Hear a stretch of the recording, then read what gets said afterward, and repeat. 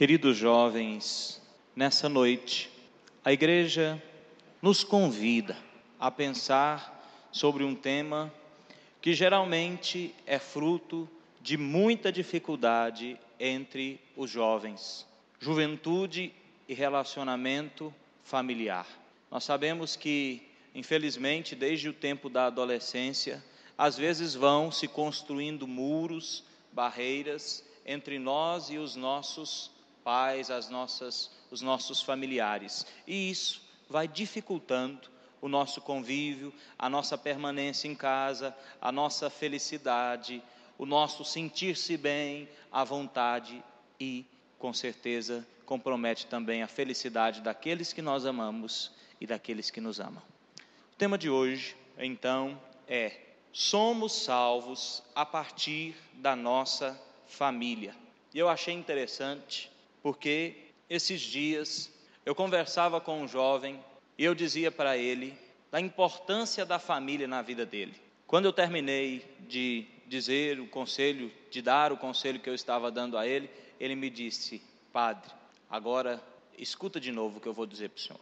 Lá em casa a coisa não é do jeito que o senhor pensa, não. Pensam a família desajustada, desestruturada, pensam a família fora do eixo. Agora, o senhor pensa, a minha família, ela é 2 vezes mais terrível do que o senhor pensou. E eu dizia para ele: a sua família deve ser espaço, terreno, propício para a sua salvação. E esse jovem contestava e dizia: padre, eu vou repetir para o senhor não conhece a minha família.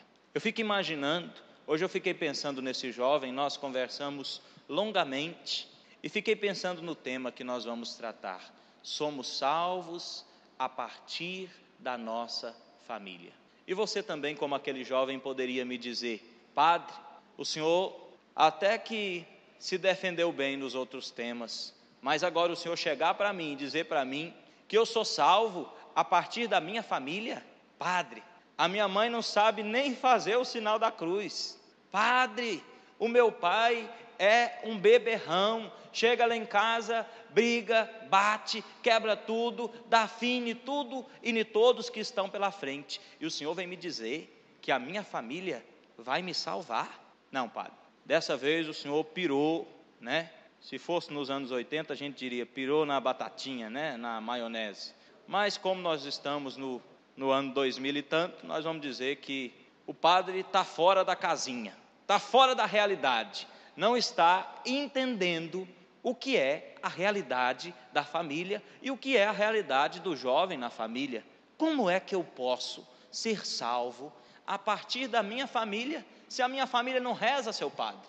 Como é que eu posso ser salvo a partir da minha família, se a minha família não tem uma vida moral digna?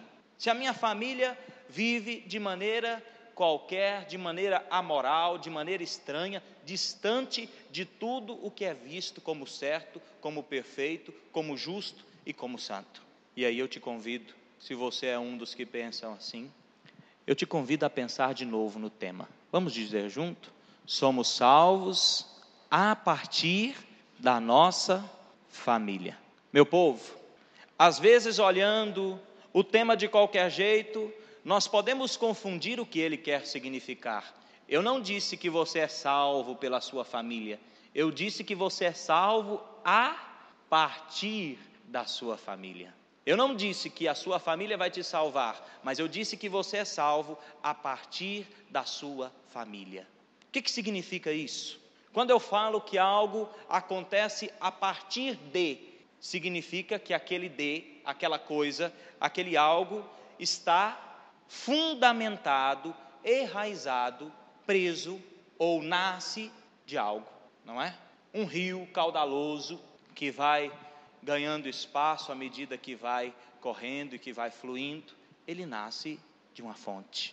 E você pode ser a pessoa mais perfeita do mundo, e o seu pai e sua mãe podem ser pessoas mais imperfeitas, tanto quanto você quiser, mas você é fruto do seu pai e da sua mãe, da união dos dois. Nós somos salvos a partir da nossa família, e negar isso é comprometer a nossa salvação. Se eu nego a minha família, eu nego também quem eu sou. Se eu negar a minha raiz, eu estou comprometendo fundamentalmente aquilo que eu sou. Bem, para tratar desse tema, para pensar sobre isso, eu gostaria que você que trouxe a sua Bíblia, abrisse a sua Bíblia no Evangelho de São Mateus, capítulo 1. Quem trouxe a Bíblia, quem não trouxe, mas tem aí o celular com o aplicativo da Palavra de Deus, pode procurar, sobretudo se for uma Bíblia católica, porque tem gente que baixa tudo quanto é miséria para o celular, não tem coragem de baixar um aplicativo de Bíblia, e outros baixam as porcarias de umas traduções que não valem nada, né? Inclusive tradução de origem protestante, que a gente encontra aos montes aí na internet. Então, se você tem aí a sua Bíblia, Evangelho de São Mateus, capítulo 1, versículo 18. São Mateus, capítulo 1, versículo 18. Diz o seguinte: anúncio do nascimento de Jesus. Eu fiquei pensando que, como o nosso último encontro desse ano trata de família, e Jesus também teve a sua, mesmo sendo Deus, quis ter uma família, seria interessante nós pensarmos a nossa família a partir da família de Jesus. E é por isso que eu quero meditar contigo esse tema. Versículo 18. Eis como nasceu Jesus Cristo. Maria, sua mãe, estava desposada com José. Antes de coabitarem, aconteceu que ela concebeu por virtude do Espírito Santo. José, seu esposo, que era um homem de bem, não querendo difamá-la, resolveu rejeitá-la secretamente. Enquanto assim pensava, eis que o anjo do Senhor lhe apareceu em sonhos e lhe disse: José, filho de Davi, não temas receber Maria por esposa, pois o que nela foi concebido vem do Espírito Santo. Ela dará à luz um filho, a quem porás o nome de Jesus, porque ele salvará o seu povo de seus pecados. Tudo isso aconteceu para que se cumprisse o que o Senhor falou pelo profeta: eis que uma virgem conceberá e dará à luz um filho, que se chamará Emanuel, que significa Deus conosco. Despertando, José fez como o anjo do Senhor lhe havia mandado, e recebeu em sua casa sua esposa, e sem que ele a tivesse conhecido, ela deu à luz o seu filho, que recebeu o nome de Jesus. Palavra da salvação. O que nós acabamos de ouvir, gente? A história da família de Jesus. Jesus não é filho de chocadeira, ele também tem uma mãe e um pai. E o pai e a mãe de Jesus têm nome, endereço, descendência, se chamam Maria e José. Nós estamos aqui diante do Evangelho que narra para nós a história da família de Jesus. Vocês prestaram atenção na história da família de Jesus? Bonita, não é? Linda, né? A gente ouve todo Natal a história da família de Jesus. Linda a família de Jesus, um pai, uma mãe, perfeita, não é? Vamos fazer um teste aqui agora. Nós já ouvimos a história da família de Jesus e sabemos que ela é perfeita.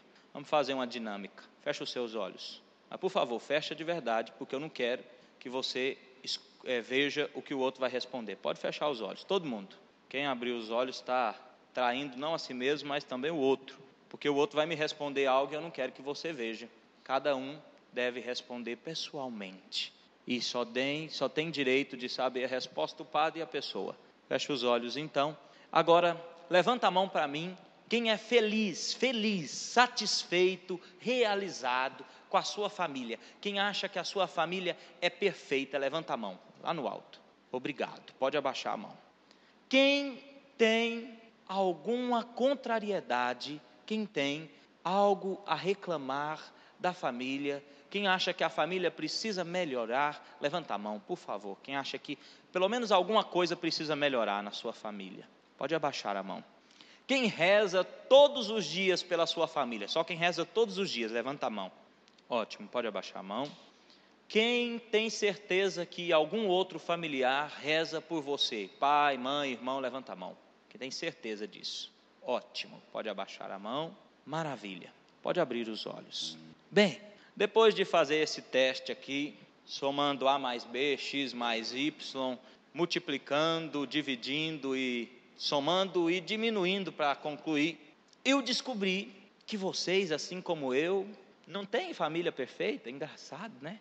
Pensava que a sua família fosse mais perfeita do que a minha, que você tivesse uma família bonitinha, sem defeitos, sem problemas, mas não é assim, né? Pois é. E agora, o que a família de Jesus tem a ver conosco? Se a nossa família é imperfeita e a família de Jesus é perfeita. Quem aqui acredita que a família de Jesus é perfeita? Levanta a mão para mim, por favor. Quem acredita que ela é perfeita? Tem que ser, né? Porque a família de Jesus é feita de santos, Maria, José, santos, né? Quem acha que a família de Jesus é imperfeita? Levanta a mão. Obrigado. Nós estamos aqui diante da história da família de Jesus. E eu gostaria que você me ajudasse a perceber então, já que você é bom de observação, quais são os defeitos da família de Jesus que nós encontramos nesse texto aqui. Quais são os defeitos da família de Jesus? Pode falar. Qual que é o primeiro problema que nós encontramos aqui na família de Jesus? Tem um problema, logo de cara já percebe ele. José rejeitou Maria, é um problema. Antes do anjo aparecer, ele rejeitou, né? A sorte de Maria que esse anjo apareceu, né? Porque senão a coisa estava feia. Pronto, resolvemos o problema de muitas Marias por aí. Está faltando o anjo aparecer, né? Se o anjo aparecer, as coisas se resolvem. Tá bom. Que mais? Que problema mais que a gente percebe? Tem muita Maria por aí procurando os anjos da vida. Só isso que vocês viram de problema? Credo, gente, mas vocês são fracos para observar, hein? Que mais? Primeiro problema da família de Jesus. Vamos lá. Pega o texto de novo aí. Eis como nasceu Jesus Cristo. Maria, sua mãe, estava desposada com José. O que significa uma pessoa estar desposada? Noiva. Nossa Senhora e São José estavam noivos, prometidos. Maria estava prometida a José. Antes de coabitarem, o que significa coabitar? Antes de se unirem, antes de viverem as suas núpcias, numa linguagem mais simples, antes de fazerem as coisas, de se relacionarem sexualmente, Maria, olha o que acontece, Maria estava prometida a José. Antes de se unirem, aconteceu que ela concebeu por virtude do Espírito Santo. Opa! O que significa conceber, gente? Mas Nossa Senhora ficou grávida, barriguda. Nossa Senhora concebeu, começou a gerar dentro de si Jesus. Maria concebeu Jesus. Bem, olha bem o que diz a Sagrada Escritura. Aconteceu que ela concebeu por virtude do Espírito Santo. Vocês conhecem mais alguém que concebeu por aí por virtude do Espírito Santo? Está na moda ficar grávida do Espírito Santo? Não. Eu não conheço mais ninguém na história desse mundo que ficou grávida do Espírito Santo, por obra do Espírito Santo. Vocês conhecem? Tudo bem que tem umas mães aí que aparecem, né? Grávida, a gente não sabe quem foi. Mas Maria ficou grávida do Espírito Santo. Qual é o primeiro problema que nós temos aqui? A família de Jesus é perfeita, mas tem defeito. Qual que é o primeiro problema que nós encontramos? Nossa Senhora, toda santa, toda pura, toda cheia de graça. Segundo esse texto da Sagrada Escritura, e me entendam bem, por favor, não fiquem escandalizados. Nossa Senhora é mãe? Pode falar alto. Nossa Senhora é mãe solteira. Prestou atenção não? Ela estava noiva de José, mas os dois ainda não tinham se casado, não tinham se unido ainda. Primeiro problema da família de Jesus: Nossa Senhora é mãe solteira. Já tinha percebido isso? Segundo problema, ela fica grávida do Espírito Santo. Não é comum ninguém ficar grávida do Espírito Santo, nem nessa época e nem naquela época. Agora imagina Maria explicar que a barriga estava crescendo e que o responsável era o Espírito Santo. Tem mais coisa. Vamos voltar para o texto aqui.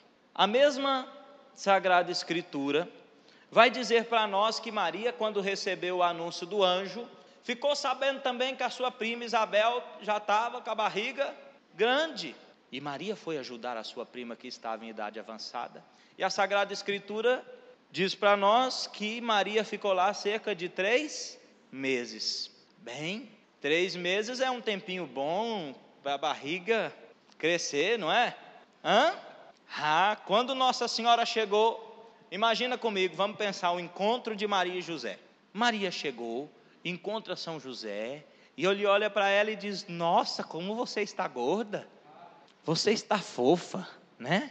Lá na casa de Isabel, a culinária é boa, a comida é muito boa, você engordou um pouquinho.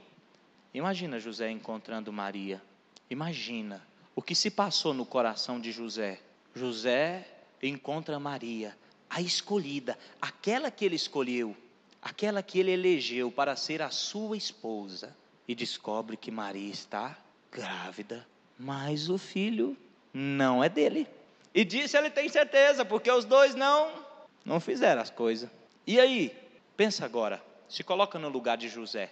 Nós temos um problema grande aqui. José encontra Maria que está grávida, os dois não estiveram juntos. E aí, da onde vem esse menino? Maria não é capaz de explicar para José, porque a coisa é difícil. Não tem como provar cientificamente que ela ficou grávida do Espírito Santo, tem?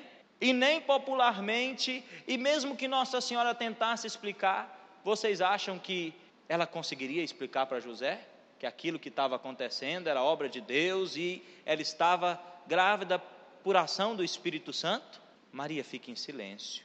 E José, aqui alguém dizia, abandona, rejeita, deixa Maria também secretamente em silêncio. Vai dizer a Sagrada Escritura, porque era um homem de bem e não querendo difamá-la.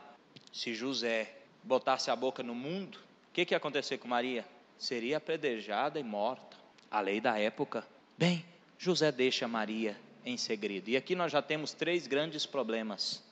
Mas até agora nós só falamos de Maria e de José. Tem uma terceira pessoa que está se formando no ventre de Maria, e essa pessoa é Jesus. E aí algo que eu já partilhei com vocês e repito. Imagina a experiência de Jesus, que bonito. Se a gente pegasse a história de Jesus, ele entrasse num desses consultórios aí de psicologia e dissesse: olha, eu vim aqui fazer uma sessão de psicanálise porque eu estou me sentindo muito mal. O psicólogo ia perguntar para ele: como é que é o seu nome? Meu nome é Jesus. Quem é a sua mãe? Maria. E o seu pai? José. Mas o que é que você está se sentindo mal? Não, eu sempre senti uma coisa meio assim dentro de mim, parece que algo não estava bem. E agora essa semana eu descobri que o meu pai abandonou a minha mãe. E eu acho que é por isso que eu não dou certo com meu pai até hoje. Mas Jesus descobriu, o rapazinho Jesus descobriu que ele é o motivo, o culpado da separação do seu pai e da sua mãe. Os dois se separaram, os dois ficaram mal e o responsável é ele. Pensa como se sentiria esse rapazinho, pensa o que diria um psicólogo desses nossos modernos aí, como trataria esse rapaz Jesus, que foi rejeitado e é o culpado da separação dos pais. Dá um monte de problema psicológico isso aí, não dá? Pronto, nós temos já uma família que nós chamamos Sagrada Família, de Jesus, Maria e José, que, segundo o que nós ouvimos aqui na Sagrada Escritura, não é tão perfeita do jeito que a gente imaginava, não é? Padre, o senhor é um herege. Será? Bem, a verdade é que nesse Natal e nessa última direção, eu desejo partilhar com você a partir dessa imagem de família. A família de Jesus, de Maria e de José. Sabe, quando eu comecei a perceber isso na Sagrada Escritura, eu fiquei mais aliviado, porque eu descobri que a família de Jesus também tinha problemas. Eu descobri que a família de Jesus também tinha dificuldades a enfrentar, mas por causa disso, não deixou de ser família. Nós vivemos num tempo em que a família é atacada de todos os lados e querem provar para nós, matematicamente, de todas as formas, empurrar boca abaixo um conceito estranho de família. E nós estamos aqui diante da família de Jesus, que tem dificuldades a enfrentar, mas não deixa de ser família.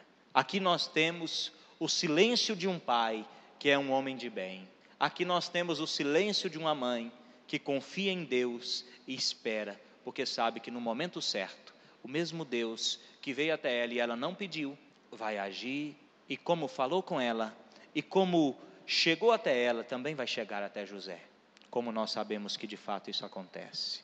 E nós temos Jesus, um menininho, um filho de Deus e filho de Maria, que se forma no seu ventre e recebe por pai José, que com muita honradez cuida dele e se torna então, como nós chamamos na tradição, o pai postiço, adotivo, ou o pai nutrício de Jesus. Gente, o problema das nossas famílias, a dificuldade nossa de convívio em família, não é por causa de um probleminha ou outro. A dificuldade nossa de convívio em família é falta de amor. Problemas nossos dentro de casa que nós não conseguimos resolver é falta de cultivar amor. Não é porque a minha mãe ou meu pai tem um defeito ou outro, ou porque me aconteceu isso ou aquilo, ou porque o meu irmão ou a minha irmã sei lá o quê. O problema nosso de família é falta de cultivar o amor. Responde uma coisa para mim. Quem tem vontade, pode ser sincero, isso aqui não precisa nem de fechar os olhos. Quem tem vontade de ter mais tempo para a família? Levanta a mão para mim. Agora fecha os olhos, que essa pergunta é mais pauleira. Quem se pudesse hoje, se você pudesse, você sairia de casa? Se você pudesse hoje, pode ser sincero, sem medo, só eu que vou ver. Se tivesse oportunidade hoje, você ir embora, você saía de casa. Levanta a mão, por favor. Ótimo, pode abaixar as mãos. Pode abaixar. Pode abrir os olhos. Quem aqui sofre por causa da família? Levanta a mão. Quem sofre por causa da família? Gente, por que será que a nossa família nos faz sofrer? Já pensou isso? Com certeza você já deve ter pensado. Eu penso direto. Por que a minha família me faz sofrer? Né? Se família é lugar de gente que se ama, por que a gente sofre? Por que será que a nossa família nos faz sofrer? A nossa família nos faz sofrer justamente porque nós amamos. O problema está sempre, o eixo é sempre o amor.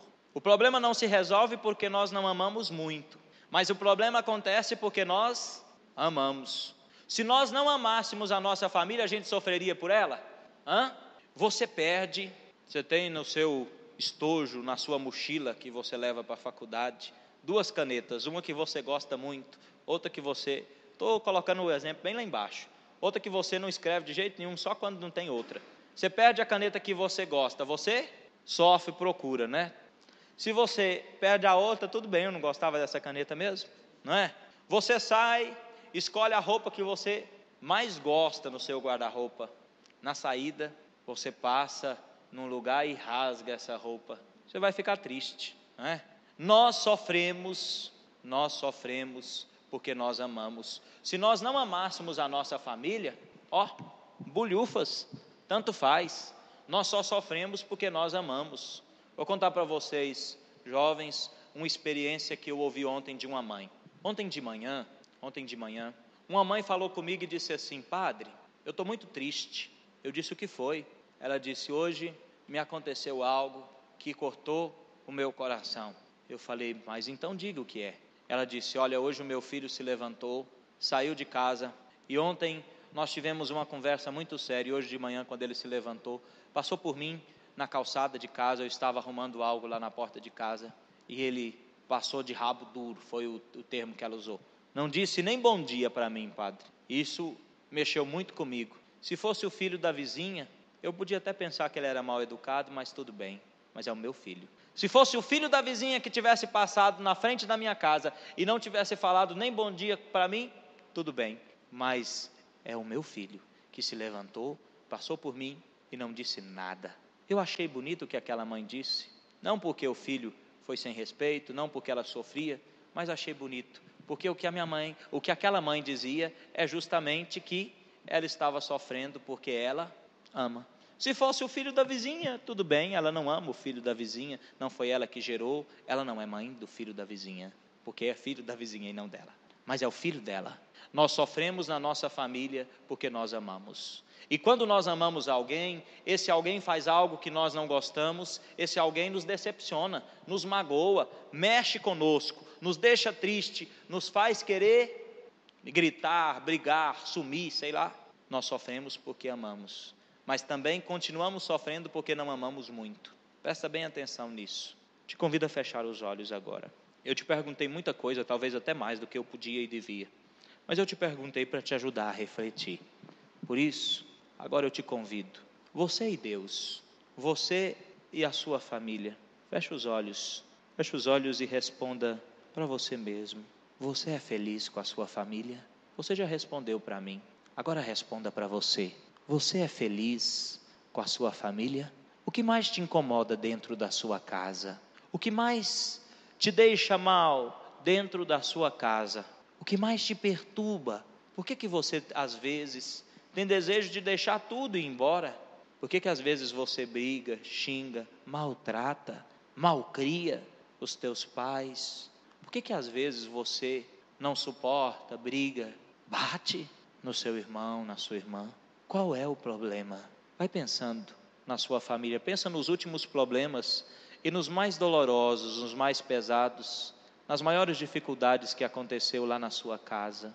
Pensa nisso, vai pensando, e à medida que você for lembrando, eu te convido, vai oferecendo, vai colocando diante de Jesus. Um lar onde os pais ainda se amam e os filhos ainda vivem como irmãos. Venha ao que vier, encontra abrigo, e todos têm direito ao mesmo pão, onde todos são por um e um por todos,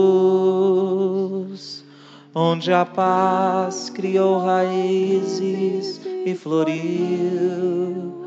Um lar assim feliz seja o sonho das famílias do Brasil. Já contei para vocês o dia que a minha mãe perguntou para o meu irmão o que ele faria se ele tivesse um filho igual a ele. Já contei para vocês? Não. Vou contar uma coisa interessante. Um dia lá em casa, depois de uma grande confusão, de uma grande anarquia que o meu irmão tinha feito, de muito problema, depois de briga, de xingo, de encrenca, e eu estava no meio, minha mãe, meu irmão e mais um tanto de gente envolvida.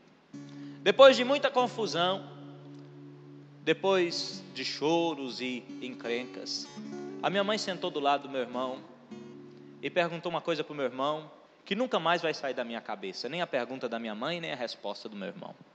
Minha mãe se sentou ao lado dele e perguntou assim, estou contando a minha história para dizer também que família de padre não é perfeita, viu, para quem pensa? A família de Jesus tem dificuldades, a do padre também tem, e também a sua tem dificuldades. Veja, minha mãe se sentou ao lado do meu irmão e perguntou para ele assim, meu filho, já chorando, me responde só uma coisa, o que você faria se você tivesse um filho do jeitinho que você é? Se você tivesse um filho do jeitinho de você, do seu jeito, dentro de casa, você como pai, tivesse um filho do seu jeito, que faz o que você faz, que age como você age, que diz o que você diz, que vive como você vive, o que você faria? Meu irmão já nervoso, claro, a gente estava no meio de uma confusão, olhando para minha mãe, meio que chorando também, respondeu para ela, mãe, se eu tivesse um filho do jeitinho que eu tenho, do jeitinho que eu sou, se eu tivesse um filho do jeitinho que eu sou, eu pegava ele e pendurava nessa trave aqui. Eu matava ele. Veja bem, se eu tivesse um filho do jeitinho que eu sou, eu matava ele, porque eu não dava conta dele não. A minha mãe olhou para ele e disse para ele, eu me sinto como você, mas nunca vou fazer o que você disse que faria, porque eu te amo. Olha, que aquela cena lá de casa, como eu disse, nunca mais vai sair da minha cabeça e nem do meu coração. O que você faria se você tivesse um filho do jeitinho que você é? E agora, depois de partilhar essa experiência da minha família, eu te pergunto, lá na sua casa, o problema realmente É o seu pai? É a sua mãe? É o seu irmão? Qual é o real problema na sua casa? Sim, padre, o meu pai, a minha mãe, o meu irmão tem muitos defeitos. E você? Como você lida? Como você trata? Como você age diante dos defeitos, dos problemas, das dificuldades, dos sofrimentos do outro? Pensa aí. Deixa a minha mãe falar contigo agora. Esquece que eu estou falando. Vou fazer a pergunta da mamãe. Pensa, o que você faria se você tivesse um filho do jeitinho de você? Se você tivesse um filho igualzinho você, o que você faria? Você agora, se coloque no lugar do seu pai e da sua mãe. Você é o pai, é a mãe, e tem um filho igualzinho você. O que você faria? Será que você teria as mesmas atitudes que o seu pai e a sua mãe? Quais seriam as suas atitudes? Onde todos são por um e um por todos, onde a paz criou raízes e floriu, um lar assim feliz, seja o sonho das famílias do Brasil. Eu gosto dessa canção do Padre Zezinho, porque ela canta essa verdade. Na nossa casa precisa ser onde todos são por um e um por todos, onde a paz criou raízes e floriu. Quando a gente consegue viver em comunhão, quando a gente consegue ser um por todos, quando a gente consegue viver em comunhão com o outro, mesmo sabendo que ele não é perfeito, a paz, onde a paz criou raízes e floriu. Quem aqui vive sem paz dentro de casa? Não preciso responder essa pergunta não. Às vezes nós chegamos em casa e nós perdemos a nossa paz, não é? Basta que a nossa mãe faça algum questionamento.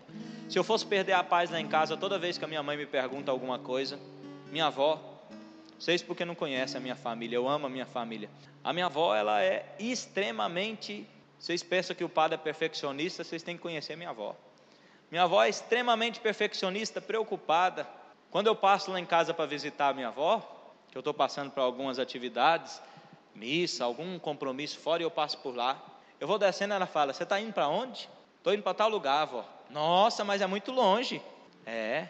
Tem gasolina no carro? Tem, vó. Você tem dinheiro para abastecer? Tem, vó. Olha, esse carro tá precisando de ir para a oficina, não? Não, vó, está tudo bem com esse carro. Você está com fome? Não, vó, já lanchei. Não, mas senta aqui.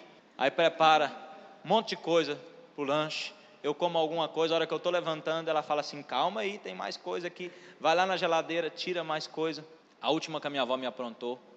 Cheguei lá em casa rápido, fiz um lanche rápido e estava indo embora. Ela falou, não, eu fiz um pudim para você, ué, como você não comeu do pudim? Eu falei, é mesmo, vó, mas outra hora eu como do pudim. Eu gosto do pudim da minha avó, eu gosto muito, é ótimo. Minha avó cozinha muito bem, ela só não admite isso. Tudo que ela coloca na mesa, ela fala assim, você não gostou não, né? Tá ruim, eu não estou sabendo mais cozinhar. Ela sabe que não está ruim, mas ela fala assim. A minha avó juntou o pudim e falou assim, já que você não comeu o pudim, você vai levar o pudim. Eu falei, vó, mas não tem como levar o pudim, a viagem é longa. Vai levar o pudim. Colocou o pudim. Alguns já conhecem a minha avó. Colocou o pudim dentro do carro. Meu irmão, lá pela quarta, quinta bacada da estrada, o pudim e o banco já tinham se conhecido, já estavam bem próximos assim. Já eram um só, é? Deu mau trabalho depois para tirar aquela calda de pudim, o cheiro de pudim, a carcaça do pudim de dentro do carro. Mas se eu dissesse para minha avó que eu não ia levar o pudim, a coisa ficava feia. Bem, a minha avó é assim. E isso me incomoda? Sim, às vezes me incomoda, mas eu não deixo de amá-la porque ela é assim. A vida toda a minha avó foi assim. Eu, talvez como você, já perdi a paciência, já briguei e já xinguei, eu não tenho vergonha de dizer isso. Já perdi a paciência com a minha avó. Mas depois eu fui percebendo que a minha avó faz tudo isso porque ela me ama. A minha mãe, o meu pai, às vezes cobra, às vezes diz algo porque me ama. E mesmo que eles sejam imperfeitos, eles me amam e querem o meu bem. Talvez eles não consigam me entender completamente, Mas onde eles não sabem me entender, eu preciso entendê-los. Não adianta eu explicar para minha avó que não tem como levar o pudim. É mais fácil eu colocar o pudim dentro do carro. Vai dar trabalho para limpar depois? Vai. Eu sabia que ia derramar. Coloquei com todo jeito, mas eu sabia que tinha uma grande possibilidade de acontecer aquilo. Eu prefiro limpar a sujeira do pudim no banco do carro do que perder o amor da minha avó, que preparou com tanto carinho aquele pudim. Foi uma pena que eu não comi nenhum pedacinho, como aconteceria se eu tivesse deixado ele lá em casa. Mas eu sei que a minha avó ficou muito feliz porque eu saí lá de casa com esse pudim. E eu só estou contando essa história porque a minha avó não tem acesso à internet, porque senão eu nem contaria. É verdade. Não contem para minha avó que o pudim e o carro se uniram, não, tá? É assim, nós somos salvos a partir da nossa família. Padre, qual é o primeiro passo para mim ser feliz na minha família? Aceitar a minha família. Qual é o primeiro passo para mim ser salvo a partir da minha família? Aceitar que eu sou filho do meu papai, da minha mamãe. Isso não vai mudar. Mesmo que meu pai e a minha mãe não sejam como eu sonho. Isso é real, gente. Quem nega a sua história, quem nega as suas raízes, as suas bases, está comprometendo a sua salvação. Uma casa sem alicerce, o que acontece com ela? Vai dizer a palavra de Deus? Cai. O seu alicerce é a sua família. Mesmo que não seja aquele alicerce que você sonhou. Mas ame a sua família. Para concluir, eu quero te dizer uma verdade. Um bom filho será um bom pai. Um mau filho será um péssimo pai. Cuidado. Pensa na pergunta da minha mãe e na resposta do meu irmão. Amanhã vocês serão pais e terão filhos. Prepare. Ame seus pais. Cuide dos seus pais. Honre os seus pais. Porque muitos, logo, vão descobrir também o peso, a alegria e o sentido de ser pai, de ser mãe. Seja um bom filho, uma boa filha e aprenda a entender os seus pais. Eu sempre digo para os jovens que me procuram, padre, meu pai tem muitos defeitos, minha mãe tem muitos defeitos. Eu sempre pergunto, e você, é perfeitinho? Você também tem defeitos, eu também tenho. Deus nos ama com os nossos defeitos e nós somos chamados a amar o outro com os defeitos que ele tem também. Deus nos perdoa depois dos nossos pecados, nós somos chamados a perdoar o outro. A coisa mais bonita que acontece na família e é prova de amor é o perdão.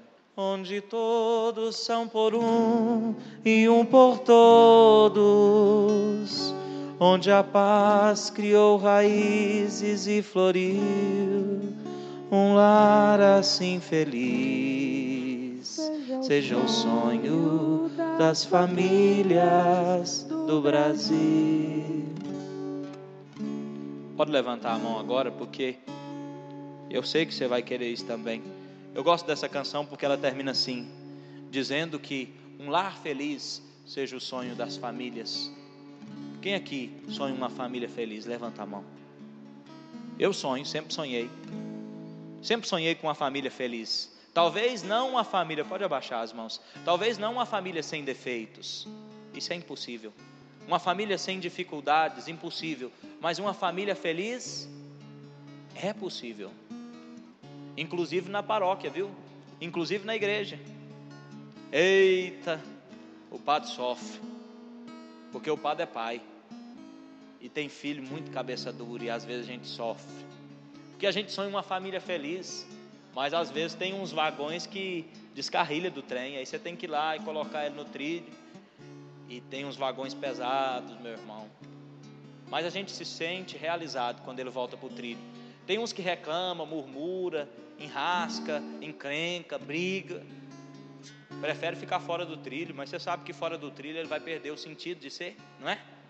Um vagão tem sentido quando ele é vagão, atado ao trem e correndo sobre o trilho, senão ele perde o sentido. Tem vagão que insiste em ficar fora do trilho, e a gente briga um pouco, reclama para lá, corrige de cá, até voltar para o trilho. A maior realização do sacerdote é quando ele encontra uns vagões descarrilhados e ele coloca eles de novo no trilho. Nós somos salvos a partir da nossa família. A igreja também é família, família de Deus. E o padre é a expressão do pai espiritual. Por isso eu digo para vocês de todo o coração, vocês que foram frequentes, perseverantes, para mim foi uma alegria estar com vocês a cada mês, a cada encontro, e poder partilhar com você um pouquinho do que Deus me deu e te ajudar a voltar para o trilho, porque um bom pai quer ver o filho feliz. E mesmo que talvez eu tenha idade bem próxima de vocês, espiritualmente eu sou pai, por isso eu sou chamado padre, e eu me sinto muito feliz quando eu vejo vocês correndo no trilho certo. Eu sei que o vagão que permanece no trilho e unido ao trem, ele vai longe, ele faz viagens bonitas e termina no céu, termina feliz. Por isso que eu fico muito triste quando eu encontro por aí vagões fora do trilho, separados do trem. O trem é Deus e nós só podemos ser felizes se permanecermos unidos a Ele. Onde todos são por um e um por todos, onde a paz criou raízes e floriu, um lar assim feliz, seja o sonho das famílias do Brasil. Eu gostaria que você agora se colocasse diante de Jesus e ofertasse hoje a Jesus a sua família. Nós temos diante do altar um exemplo bonito de família, a família de Jesus, de Maria e de José.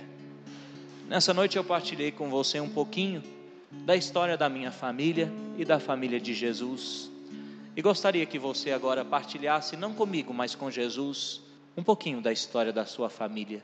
Se você quer, se você pode, feche os seus olhos e vai falando para Jesus no seu silêncio ou com as suas palavras bem baixinho.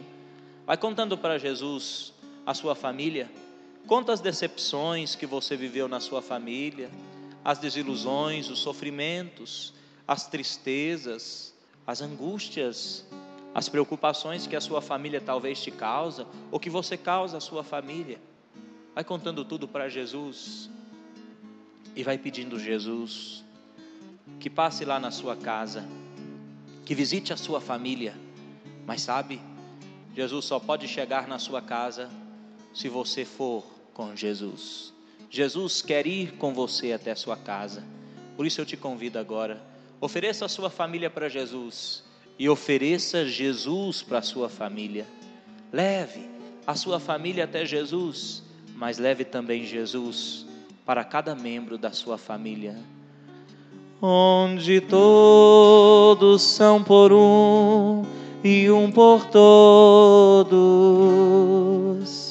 onde a paz criou raízes e floriu, um lar assim feliz, seja o sonho das famílias do Brasil. Nessa noite, Senhor, eu quero te entregar a minha família. Diante de ti eu coloco o meu pai, coloco a minha mãe. Diante de ti, Senhor, eu entrego e consagro os meus irmãos. São meus e são teus. Cuida deles, Senhor. Dê a eles aquilo que eu não posso dar, mas também me ajude a dar a eles muito amor, porque o Senhor também muito me ama. Me ajuda, Senhor, a amar com amor verdadeiro, puro, incondicional os meus familiares. Me ajuda, Senhor, a demonstrar aos meus familiares que eu os amo. Me ajuda, Senhor, a ser mais paciente lá em casa, a reclamar menos, a murmurar menos. Me ajuda, Senhor, a amar mais e a julgar menos, a criticar menos, Senhor. Me livra, Senhor, das comparações mal feitas, que machuca, que magoa, que maltrata os meus familiares. Eu te peço, Senhor, cuida da minha família e cuida também de mim. Vem comigo, Senhor. Nessa noite eu gostaria, mesmo distante, de te levar até minha casa.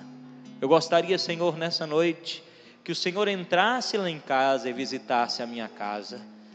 Entra, Jesus, entra pela porta da frente, visita a minha casa, visita cada membro da minha família, Senhor, os que estão ali e os que estão distantes. Entra, Senhor, em cada cômodo, em cada espaço da minha casa. Entra comigo, Jesus. Olha para o meu pai. Contempla o meu pai, Senhor, com os defeitos e os pecados que ele tem, que ele traz. Olha a minha mãe, Senhor. Olha minha mãe com tudo aquilo que ela traz, com a sua história, com as suas tristezas e alegrias. Olha meus irmãos, Senhor. Contempla agora os meus irmãos. Toca os meus irmãos. O que eu te peço, Senhor, é que lá em casa nós aprendamos essa grande verdade, a verdade do amor.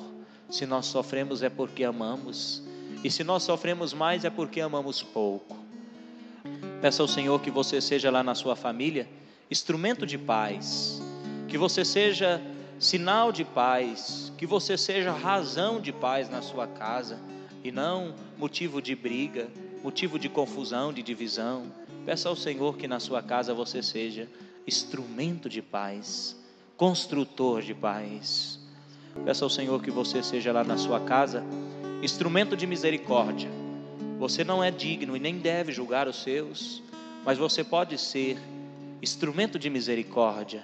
Você pode ser sinal da misericórdia de Deus dentro da sua casa. Você pode ser e pode conduzir a sua família à salvação. A salvação acontece a partir da família. É por isso que o inimigo tanto ataca as nossas famílias.